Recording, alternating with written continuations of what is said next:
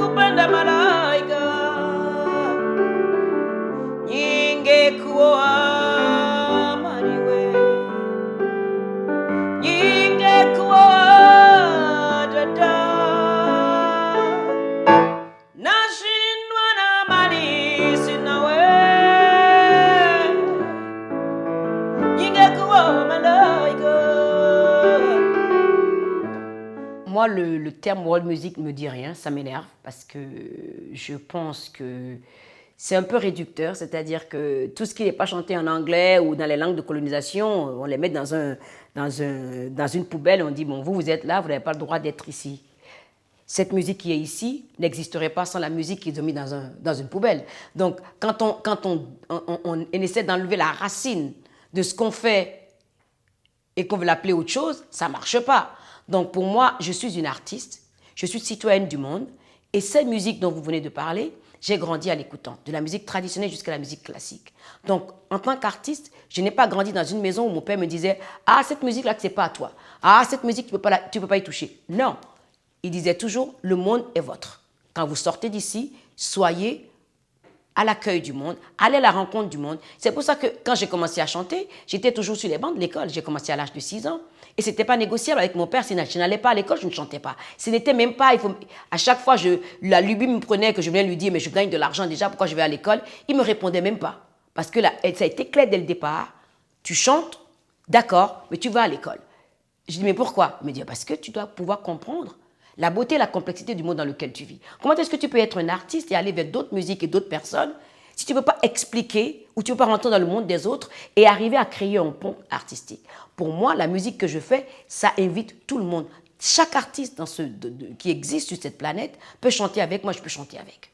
Moi, j'ai grandi en écoutant énormément les musiciens traditionnels de mon pays, surtout de mon village. Et mon surnom, c'était « Quand, quoi, comment ?» parce que je me posais des questions. Parce que notre histoire, la plupart des endroits en Afrique, notre histoire, elle est orale. C'est pour ça qu'on peut nous déshumaniser pour la raconter comme on veut, parce qu'il n'y a rien d'écrit pour dire à la personne qui raconte notre histoire si elle est dans le vrai ou dans le faux.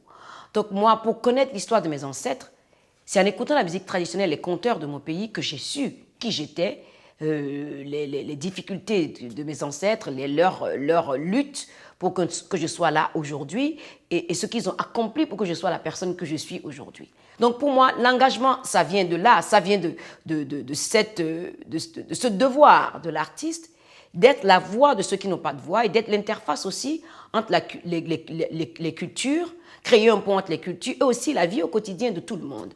Donc pour moi, ça a toujours été, je ne pouvais pas faire ma musique sans avoir un message dans la musique. Même quand on parle d'amour, même quand c'est une histoire d'amour que quelqu'un raconte dans une chanson, c'est une histoire que d'autres ont vécue. Donc c'est un engagement pour partager cette douleur ou comment s'en est sorti pour que les autres puissent savoir que c'est possible de s'en sortir aussi.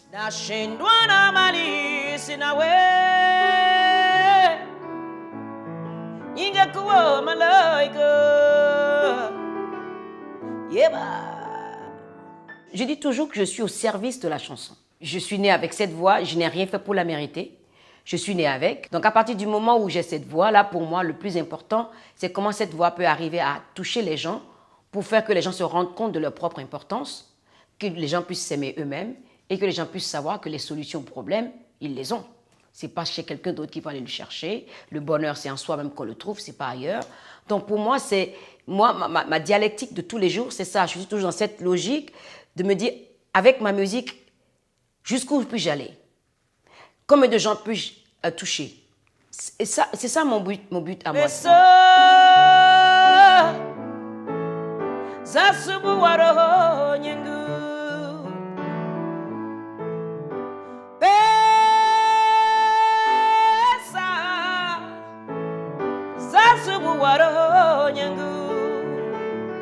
Toutes les langues, même africaines, le font, le Yoruba, le Mina, le Gon, le Hausa, le Swahili. Il y a tellement de langues en Afrique. Toutes ces langues-là sont belles. Et toutes les langues portent leur émotion. L'émotion n'a pas de langue, n'a pas de nationalité, n'a pas de frontières, n'a pas de couleur. Et c'est ça qui fait que moi, quand je chante dans une langue, je suis au service de cette chanson, mais aussi de la langue pour porter le message et pour porter l'émotion. Parce que l'émotion, ça touche tout le monde. La langue française, elle parle autrement que la langue anglaise. La langue anglaise elle est beaucoup plus courte pour dire les mêmes choses que nous dirons plus longuement. Parce que la langue française aime le détail, aime qu'il n'y ait pas de quiproquo, c'est-à-dire que c'est clair. Et moi, le patron de ça, c'est Gainsbourg. Parce qu'avec quelques mots, des mots de tous les jours que tout le monde utilise au quotidien, sans soupeser le poids et la profondeur de ces mots, il arrive à mettre ces petits mots ensemble. Et tout d'un coup, vous avez une vision de la langue française qui est absolument géniale. Donc, il y a Nougaro qui est pareil, qui est pour moi un auteur-compositeur incroyable. Il y a les poèmes d'Aragon, il y a Ferret, il y a Brel, il y a tous ces gens-là qui ont, à un moment donné de la musique, nous ont donné un héritage avec lequel il faut vivre, avec lequel il faut continuer à émouvoir le monde à travers la langue française. Est-ce qu'on le fait suffisamment? J'en sais rien. Moi, en tant que francophone, j'ai toujours du plaisir à chanter en français. Mais il faut que ça me touche. Il faut que ça me parle pour que je puisse toucher le public et parler au public.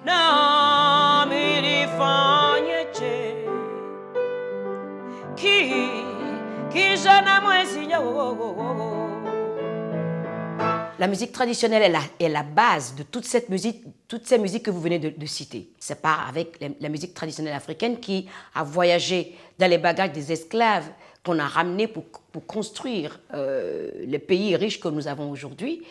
C'est parti de là. Même la musique classique a été impactée par la musique traditionnelle africaine. Si on prend le boléro de Ravel, c'est écrit sur des mots d'Africains. Si on prend les sarabandes de Jean-Sébastien Bach, on trouve l'Afrique dedans. Pour moi, chanter les formes de musique telles qu'on les connaît aujourd'hui, ce n'est pas aller vers les autres. C'est aller au centre de la source, vient de là où je viens. Donc, en tant qu'Africaine, je n'ai aucun scrupule, je n'ai aucun complexe d'infériorité ou de supériorité pour aller vers les autres musiques. Je me sens à l'aise partout. Le défi que ça pose à ma voix, c'est un autre problème. Et la voix s'adapte. C'est ça qui est important à savoir. L'adaptabilité de la voix d'un être humain, c'est quelque chose qui m'a étonnée quand je me suis mise à faire de la musique avec un orchestre classique. Parce que l'orchestre classique est acoustique. Et moi, en tant que chanteuse, je n'ai jamais chanté acoustiquement comme ça, sauf quand j'ai commencé, quand je chantais à tue-tête, dans la cour, à la maison. Donc, il a fallu que je me réinvente et retourne à cet endroit d'où j'ai commencé à chanter pour pouvoir projeter ma voix avec un orchestre classique. Quelque part, c'est toujours un cercle. On fait le tour, on revient, on a peut-être passé des étapes, on revient à ces étapes-là pour grandir encore plus.